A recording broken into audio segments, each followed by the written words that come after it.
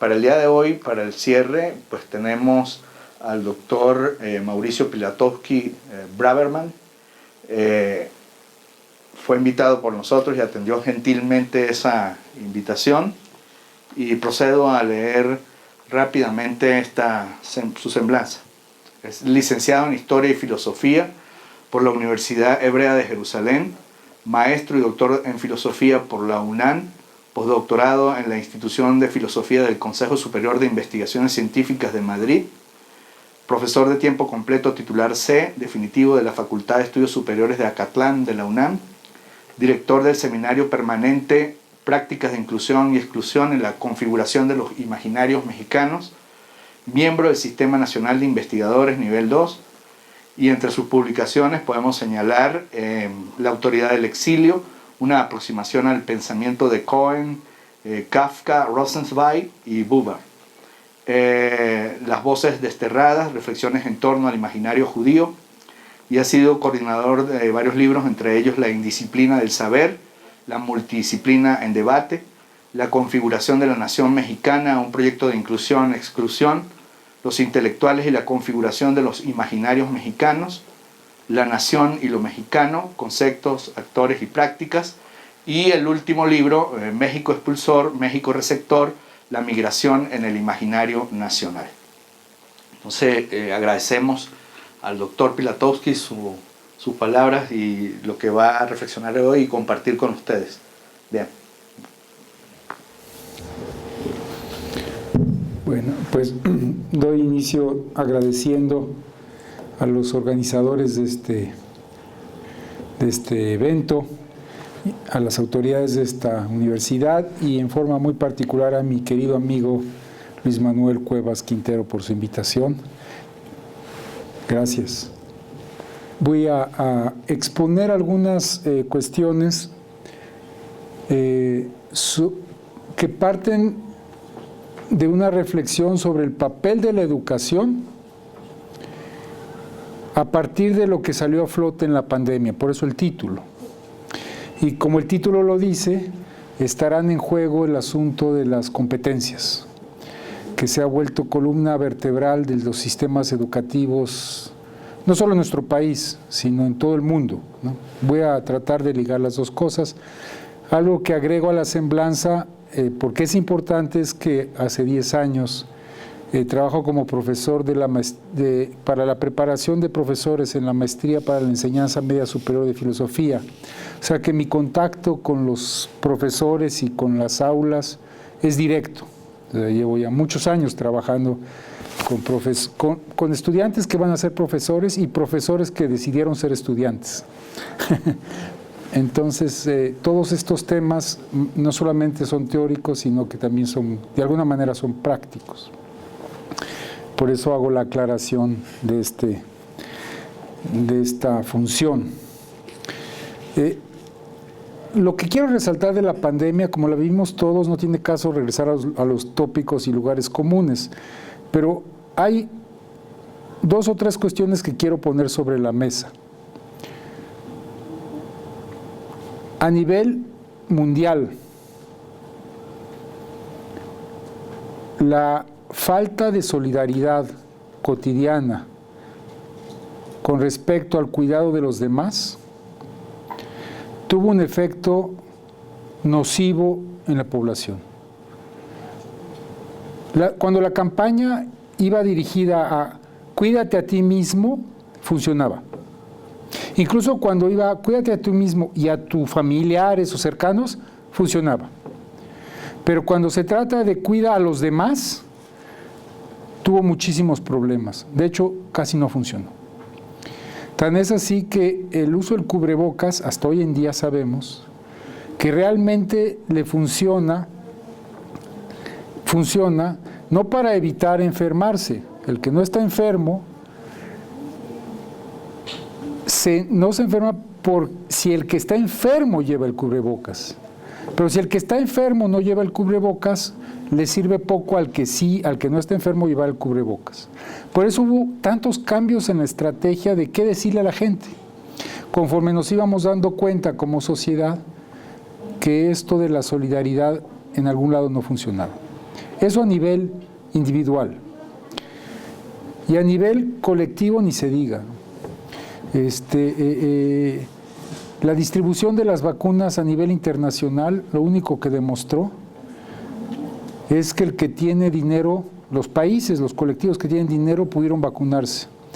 Pero COVAX y todas las organizaciones para repartir vacunas a las poblaciones menos afortunadas no funcionaron. Hasta la fecha no han funcionado.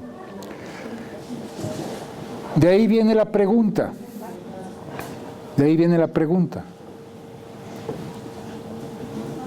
¿Por qué la falta de solidaridad, no?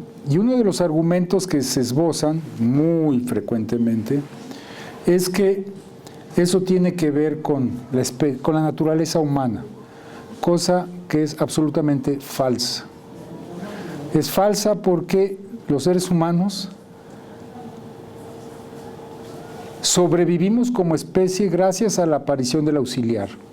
Somos un animal defectuoso. Si nacemos y nadie acude a ayudarnos, nos morimos. O sea, la idea de la asistencia del otro es un elemento fundamental para sobrevivir. La pregunta es cómo le hemos hecho como sociedad para borrar esa parte y centrarnos en el cultivo de nosotros mismos únicamente. Ahora bien, uno podría decir, bueno, es una manera de ver, es una manera natural de ver las cosas, ¿no? Y finalmente, pues, mala suerte para el que no tiene, ¿no? Y buena suerte para el que tiene, ¿no? El problema es que nos enfrentamos ya hoy en día, como humanidad, a la posible extinción de la especie. Y no es una amenaza, ni es una... El calentamiento global es un hecho y cada vez se va acercando más la posibilidad de que se termine el planeta. Y sin la solidaridad es imposible frenar el calentamiento global. Imposible. No difícil, imposible. Entonces, el reto de generar empatía y generar solidaridad no es solamente una cosa de justicia o de conciencia, de bondad, sino es una emergencia a nivel internacional. Ahora, aquí viene otro elemento que quiero poner sobre la mesa.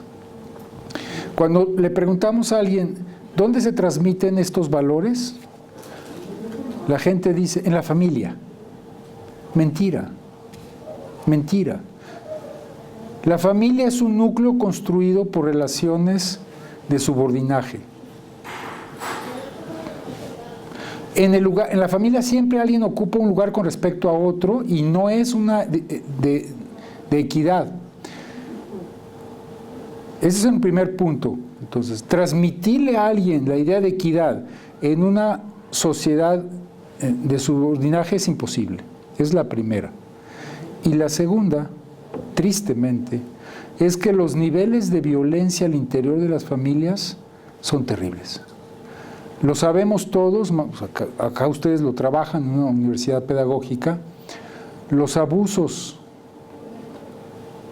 en su gran mayoría se cometen al interior del núcleo familiar. La violencia, los feminicidios, la mayoría son en el núcleo familiar. Tomar la familia como el paradigma para fomentar la solidaridad es un equívoco total. ¿Qué nos queda? ¿Qué nos queda? Nos queda un lugar maravilloso y es el sistema escolarizado. Todos los seres humanos, de niños hasta adultos, pasan una parte importante de su vida en el sistema escolarizado. ¿Cuál es la importancia del sistema escolarizado? Que los integrantes que están ahí juntos están entre pares. Las relaciones entre pares. En ese lugar que se llama escuela, los profesores tenemos la posibilidad, si lo hacemos con cuidado, de transmitirles a los estudiantes la idea del contrato social y la importancia de la convivencia a partir del contrato social. enseñarles lo que es una reglamentación, lo que es la absorción de una reglamentación, lo que es el cuidado de los demás, lo que es el cuidado del espacio público. Esa es la oportunidad, ese es el lugar. Y por eso la importancia de nuestro trabajo como educadores.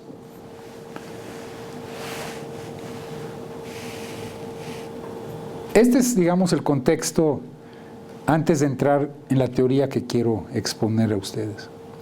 Este es el contexto. Este es el reto. De los educadores, de nosotros, hablan porque somos parte de un colectivo. Como educadores tenemos un reto, y es buscar en conjunto cómo revertir este individualismo que nos está llevando como humanidad al borde de una destrucción. Ese es el reto. Ahora, pensando en esto, ¿no? Y aquí, si no, yo como filósofo me metí a estudiar la teoría con la que se generan los programas educativos. Y revisé, además, impresionante, porque son ya varios sexenios que lleva instrumentándose el modelo de competencias, y además abarca todo, trata de abarcar hasta la enseñanza superior. Entonces dije, bueno, deficiencia de la profesión, pero hay que leer el texto directamente. ¿Qué dice? ¿Qué es lo que se supone que debemos hacer cuando enseñamos según el modelo de competencias? Y otro asunto que me puse a revisar, y esto hablo como filósofo, no como pedagogo ni como historiador, sino como filósofo, es que las palabras funcionan y cargan en su funcionamiento sentidos. Cuando transmitimos las palabras, es algo muy extraño, porque las adquirimos en la infancia más temprana, es muy difícil ver cómo, pero el momento en que entendemos una palabra, lo que entendemos con la palabra es también toda la familia de significados que acompañan a la palabra. ¿Por qué lo digo?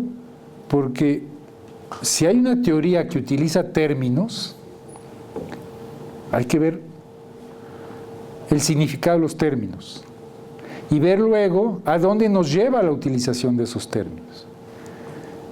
Antes de entrar al texto de las competencias, seleccioné 3 palabras que son palabras nodales en esta teoría, y que además, revisando conferencias de prensa, programas, y aquí sí, PRI, PAN, Morena, aquí no hay ideología, es la misma línea. Las palabras que les encantan son competencia, competencias. Otra palabra que les encanta es habilidades. Y otra tercera es calidad, educación de calidad, ¿no? Entonces vamos a lograr una educación de calidad fomentando las habilidades emocionales, etcétera, etcétera, por medio de un modelo basado en competencias. Lo que estoy diciendo es casi un mantra. Entonces dije, bueno, vamos a ver. En la filología, ¿de dónde viene la palabra competencia? Viene del latín, competere. ¿Qué quiere decir competere? Competir por, desear lo mismo, llegar al mismo lugar. Tratar de conseguir, echarse sobre, precipitarse sobre, atacar. La palabra competencia en el latín viene del universo de los guerreros, como muchas de las palabras que se acuñaron en el mundo antiguo. Competir describe, finalmente, la relación que establecen los aristoides, en caso de los griegos, en el caso latín, los guerreros, a partir de esta manera de entender sus relaciones, construyen el modelo social. Entonces, la competencia implica esto: echarse sobre, atacar, desear lo mismo y competir. Eso es competere. Primer término que pongo sobre la mesa. Segundo término, habilidad. Repito, nos dicen habilidades emocionales, ustedes me ayudarán, son pedagogos. Habilidades emocionales, habilidades de esto, habilidades de lo otro. Habilidad: capacidad, disposición, pericia, destreza. Del latín habilis, que quiere decir hábil, apto, que conviene, que es fácil de hacer o manejar. Tener destreza para manejar las cosas. La palabra habilidad en el origen está relacionado con el uso de instrumentos. Es una descripción de la capacidad operativa, de la relación del individuo con instrumentos. En otras palabras, está relacionada con lo que se llama la razón instrumental. Forzarlo y decir habilidades emocionales no salva el asunto, porque lo que dice es que hay que poner las emociones al servicio de la capacidad de manipular los objetos. Sigue destacando una parte del ser humano en la que no se relaciona con el prójimo, sino se relaciona con los objetos. Tercer punto, calidad, excelencia, superioridad, grado de excelencia, posición alta. Y la calidad remite a los objetos. Los objetos son los que tienen o no calidad. Y está transportado finalmente al ámbito de la educación. O sea, quiere decir, juntando las tres cosas, que tanto las competencias como las habilidades, como la calidad, remiten a la razón instrumental, a la capacidad del ser humano de manipular el mundo, pero algo más grave, de dejarse ser manipulado. Bueno, ese es filológicamente el uso de los términos. Ahora, dije, bueno, vamos a ver esto, cómo funciona en la teoría de las competencias, ¿no? Entonces, me fui a buscar a uno de sus principales ideólogos, bueno, no, teóricos, pero no ideólogos, teóricos. A Philippe Pernot, y saqué algunas citas para que las platiquemos, ¿no?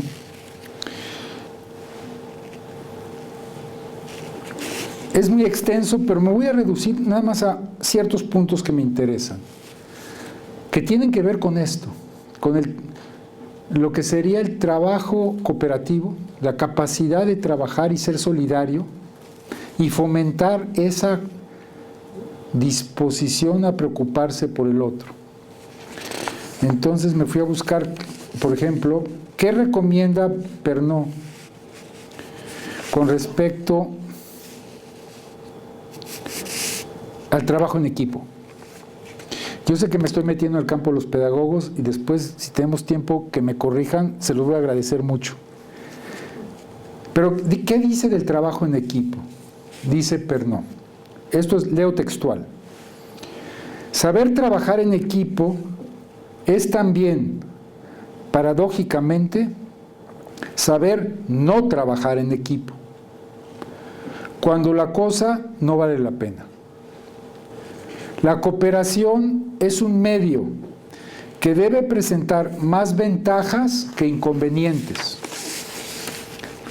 No hace falta obstinarse si, por ejemplo, el tiempo de consenso y la energía física necesaria para lograr un acuerdo son desproporcionados en relación con los beneficios esperados.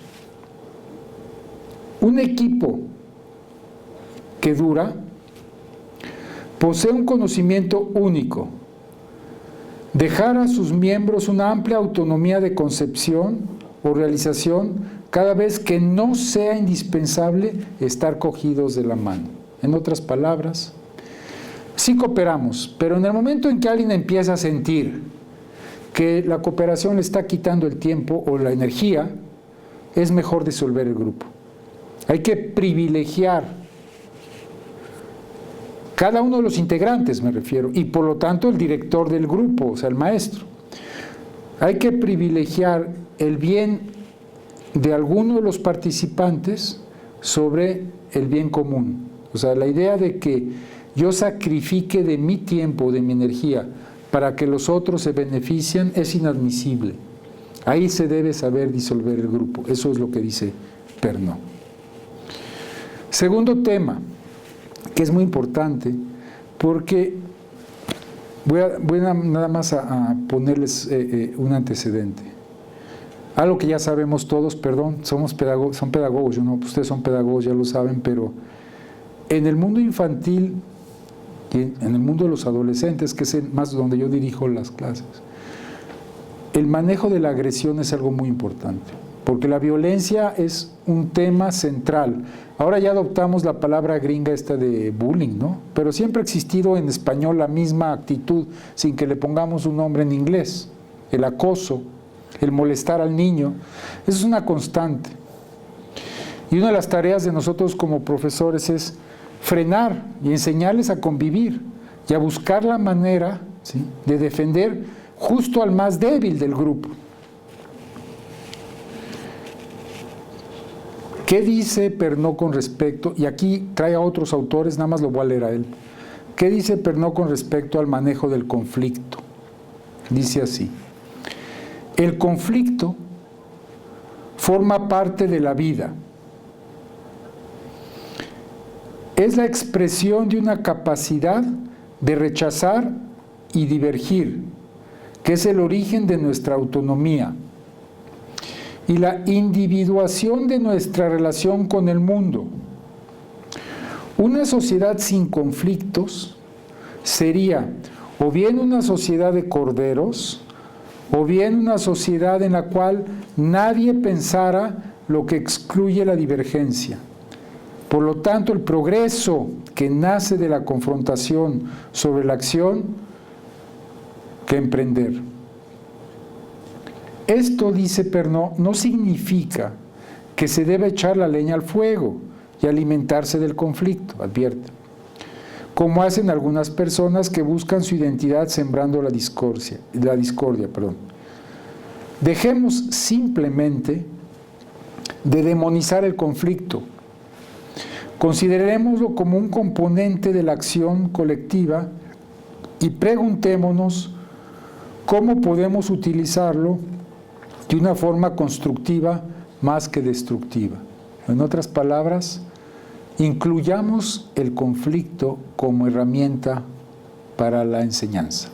No, hagamos del conflicto una herramienta, pongamos a competir, va de acuerdo con lo primero. Y tiene que ver también con el asunto de no trabajar en equipo. Porque si yo trabajo en equipo y yo soy el que más aporto y el otro se hace guaje, no es justo. O si yo estudie y el otro no entiende y me voy a perder mi tiempo enseñándole, no tiene caso. Entonces ahí va a generar un conflicto, dice, perdón, no importa. El conflicto es bueno competir. A ver, niños, le voy a poner un 10 al que sepa esto y al que no lo repruebo. Y los ponen a competir. La competencia como un mecanismo de la enseñanza es parte de la estrategia. Dice Pernod y sus otros, no lo demonicemos, utilicémoslo con cuidado, pero utilicémoslo como herramienta. ¿Cómo andamos de tiempo? ¿Bien? Otro elemento que es central. Les decía yo que la escuela, el salón de clases, el aula, nos permite enseñarle al alumno a convivir. Ahí es donde podemos explicarle en qué consiste el contrato social. Por ende, también le podemos enseñar en qué consiste la justicia. Porque la justicia no es más que la aplicación de la norma. Y la justicia debe aplicarse en forma equitativa para todos. Y debe obedecer a un criterio acordado por todos, el contrato social. Así quisiéramos vivir todos. Desgraciadamente no lo conseguimos. Pero la aspiración sería llegar a un nivel de convivencia de esa naturaleza, ¿no? En filosofía, en la media superior enseñamos toda una materia sobre la teoría de la justicia para transmitirla, pero también trabajamos el cómo trabajar prácticamente en clase la justicia. Es muy importante. Pues Pernod también le dedica a la justicia unas palabras. Primero nos dice algo que acabo de decir y con lo que estoy yo de acuerdo con él. Dice, la solidaridad, dice Pernod, y el sentido de responsabilidad dependen mucho del sentimiento de justicia. En eso estamos completamente de acuerdo. En eso no hay discusión. Ahora dice, la pedagogía institucional propone hacer del grupo clase un procedimiento de justicia, más que remitirse a la única sabiduría del profesor, lo cual supone una explicitación concertada de los derechos y deberes de los alumnos, así como de los profesores, y una aclaración de los procedimientos de justicia internos de la clase y de la institución. Hasta aquí vamos bien, de eso estoy hablando. Pero luego viene algo desconcertante, porque dice, un profesor hace justicia distributiva y retributiva, cuando decide recompensas y privilegios. Justicia procesal cuando enseña cuestiones litigiosas, justicia reparadora cuando restablece cada uno en su buen derecho. Ahora bien, la justicia no es una cuestión objetiva, dice Pernod. Proviene de una construcción de la realidad que es objeto de controversias y sentimientos. En una sociedad conducida hacia el individualismo, que es la que él sugiere, ¿cómo no sentirse un poco ridículo y sobre todo un poco solo en el momento de defender grandes principios? El profesor se mueve entre varios principios de justicia y la procuración de las consecuencias de cualquier decisión. Una opción justa no siempre resulta eficaz. Ese es Pernod. De repente nos cambia la jugada y nos dice que es absurdo hablar de ideales y que es absurdo pensar en una justicia objetiva y que más bien tendríamos que pensar en la eficacia de la justicia. En otras palabras, utilizar la distribución, lo que dijo antes, como mecanismos para estimular la enseñanza. Entonces el profesor se vuelve un distribuidor de premios y privilegios para estimular a algunos y para descalificar a otros. Y eso nada más lejos del principio de la justicia que queremos establecer en el contrato social. Ya voy terminando. Una cuestión que también está en boga, esto no es de Pernod, esto lo comento con ustedes, que tiene que ver con la enseñanza de calidad. Está en discusión ahorita, estamos hablando de algo que está en discusión ahorita. Todo el tema de las evaluaciones, todo el tema de cómo dirigir, se nos vende, y perdón que lo diga con esa palabra, pero es que tiene que ver con el mercado. Se nos vende la idea de que debemos fomentar una educación de excelencia si aspiramos como sociedad a generar premios Nobel, astronautas y grandes futbolistas. Que las grandes sociedades, las que sí les va bien, no como a la nuestra que nos va mal, les va bien porque hacen una educación de excelencia y fomentan la educación y llevan a los capacitados, a los hábiles, a niveles de excelencia. Se oye muy bien, ¿no? ¿Qué padre no va a estar de acuerdo? ¿Qué padre no va a querer meter a su hijo a una escuela donde su hijo sea premio Nobel? Pues todos queremos, ¿no? Lo que no se nos explica es que esto tiene un costo tremendo en el salón de clases. Muchos de ustedes son maestros, así es que no me van a dejar mentir. Está uno frente a los alumnos. Sí, en el salón de clases uno detecta inmediatamente un porcentaje de alumnos que tienen mayor capacidad de comprensión, que tienen más atención a lo que les damos y que podríamos desarrollar hacia ellos la clase, ¿no? Luego detectamos una franja media que está ahí, ¿no? Y una franja más débil que le cuesta mucho más trabajo. Ahí tenemos como profesores que tomar una decisión. Estoy hablando, todos lo vivimos. ¿Qué hacemos? Nos concentramos en la franja de arriba, que generalmente será un 10-15%, y sacamos alumnos de excelencia y descuidamos al resto.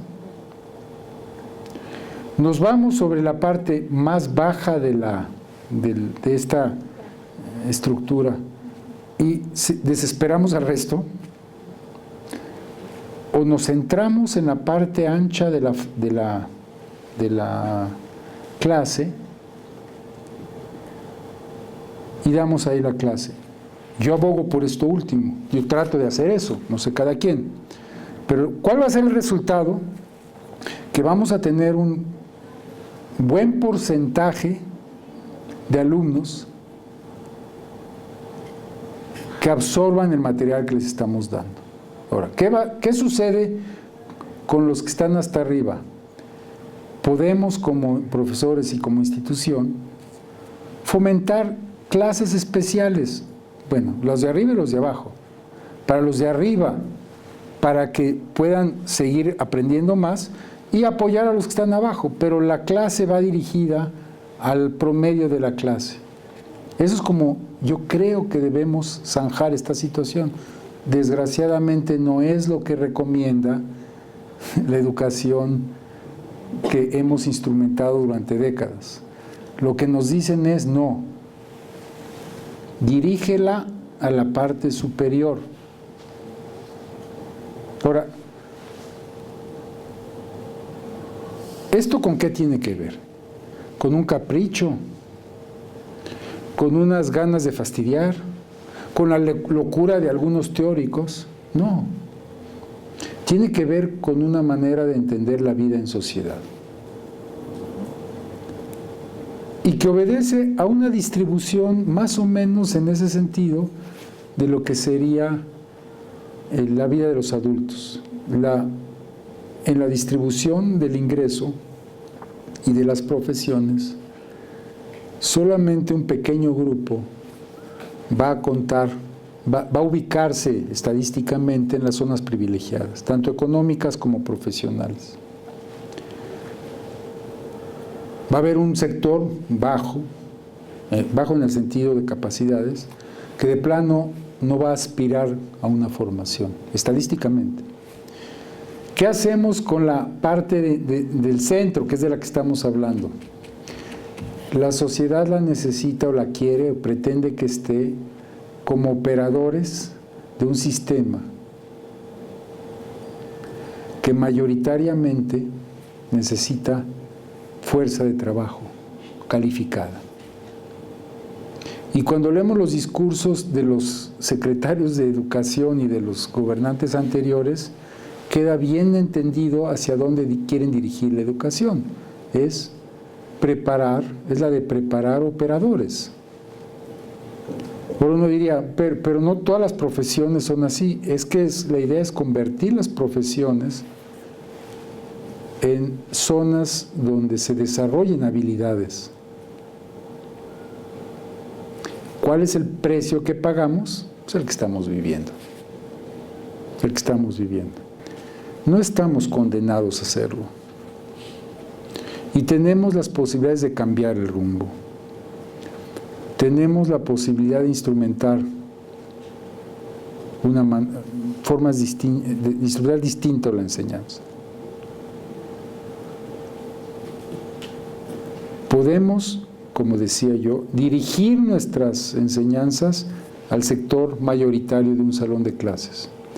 Podemos y debemos invitar a los alumnos a apoyarnos en el trabajo de la enseñanza. Podemos y debemos administrar la justicia en el salón de clases de acuerdo al contrato social y no de acuerdo a la eficacia con la que estamos enseñando. Podemos, y creo, y debemos enseñarle a los alumnos la importancia y la relevancia del trabajo colaborativo y que la solidaridad no sea una consigna que se aprende en el pizarrón, sino que se aprenda como un trabajo cotidiano en el salón de clases. Eso se puede y se ha hecho y funciona. Y funciona. El asunto es que si hacemos eso, evidentemente va a cambiar todo el paradigma de la manera de entender lo que decía, el progreso, el desarrollo industrial. Y ahí es donde regreso al tema inicial. Si algo nos dejó la pandemia, nos debió haber dejado, porque parece que no nos dejó nada, pero si algo nos debió haber dejado la pandemia como lección, es que o cambiamos radicalmente la manera en la que educamos, o tenemos los días contados, pero sí lo podemos hacer. Y por eso agradezco muchísimo la invitación de platicar con colegas, que nos dedicamos todos a enseñar, para que pensemos seriamente que nosotros tenemos ese privilegio, es un privilegio. El privilegio de cambiar un paradigma desde el salón de clases y hasta los programas de estudio. Está en nuestras manos. No es un destino al que tenemos que aceptar como definitivo, pero tenemos que ponernos a trabajar y creo que es una buena oportunidad esta que nos brindan para platicar sobre esto, ¿no? Y pensar juntos cómo le hacemos para sacar verdaderas lecciones de lo que sufrimos en la pandemia. Bueno, perdón, me extendí un poquito, pero quería terminar la idea. Gracias, muchas gracias. Educar para transformar.